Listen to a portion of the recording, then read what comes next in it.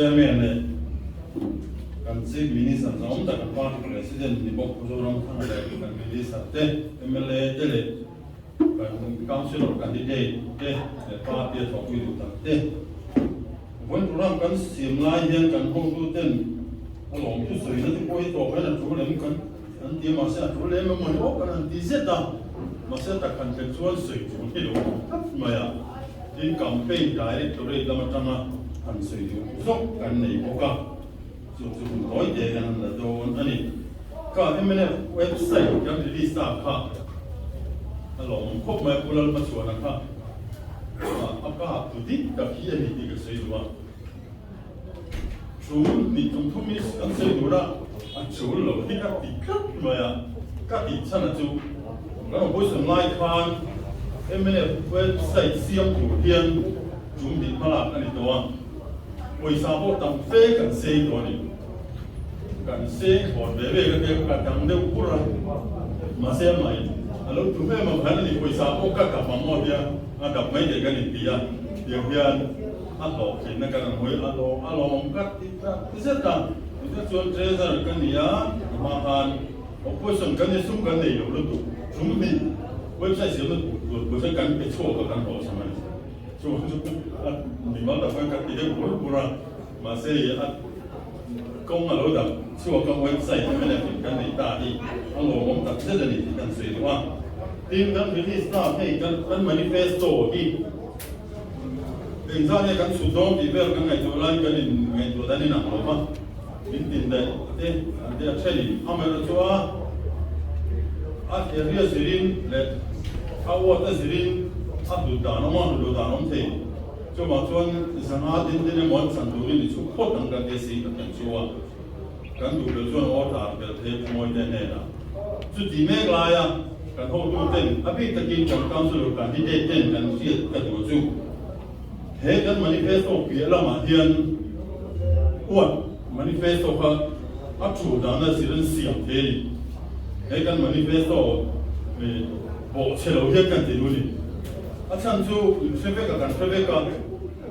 ปวดกันนี่นะเราเอ็มมากันมาหมดเลยเวลาเราเป็นข้อเบ็ดเทกันนี่เราอาศัยกันเราสิที่จูบ้ากันปวดช่างมาหมดไอ้หนังเราบ้างที่ปวดตาพวกค่อยไล่ร้องค่อยเฟี้ยเส้นมองไอ้ตัวไอ้ค่อยหมดโซ่คุณง่ายเอ็มเอ็มคุยกันมาจุดๆที่นั่นตัวทางคุยหมดเอ็มเอ็มจูบางส่วนอัดจูนอันนี้ปวดติ่นข้านcái mà những vật vi manifesto phát triển mà quay lâu thì không phải là sự chủ lý chất nhá chủ những cái này nó sẽ được quan trọng mấy thế chủ lực cái gì quan là quay chủ rồi chủ lý ta sẽ tin campaign đấy chủ lý ta mà tăng hơn sự chủ lực cái sự là chủ lòng chủ anh mà cái local council cái candidate trong FM chủ tịch mayor lại cái chief minister này kan deputy chief minister an chang le ti kan chua alo mom tak zeta kan CM le deputy CM le kan cabinet minister song ka chu a chu na pianga so ko ti turin kan ho tu chen kan ko da an ne ya amai ro chu kan minister of state le election khat ka chang bi pot nei ta CM ani kha in ngai koi mo saka a wa da po pen lo ka kan thu sa ani deuอาศัยทุกข่าวว่าอันจัดวิกาทานในนั้นสังเกตเสกันสุดเพ่งอันมาที่คนนั้นดูจุดที่ไล่ที่พบเขาเรียนเราให้เรามาคุยผลสุดเดียวก็พารุบุกข้าที่เราไม่ได้เสกันว่าดูเองที่เราสื่อดูดีอาศัยส่วนมันอวด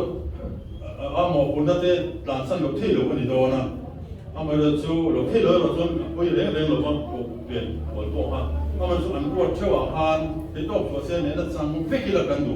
ส่วนเฮ้ยกันมินิสัตว์เช่นกับไปจูอภิเษกมาขมานเราเจ้าเต้อัศนาวันอยู่นี่จะดังเลย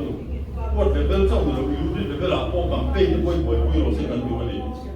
อาจุดไปจวนจุดปีกาเจ้าจวนเขาชัวร์สัตว์ป้องกันเราเสียกันอยู่อันนี้ไม่ได้จะกันมินิสัตว์พอดีจู่บางจวนอินพอคนด้วยเราก็การจู่จู่แล้วกันพอดีจู่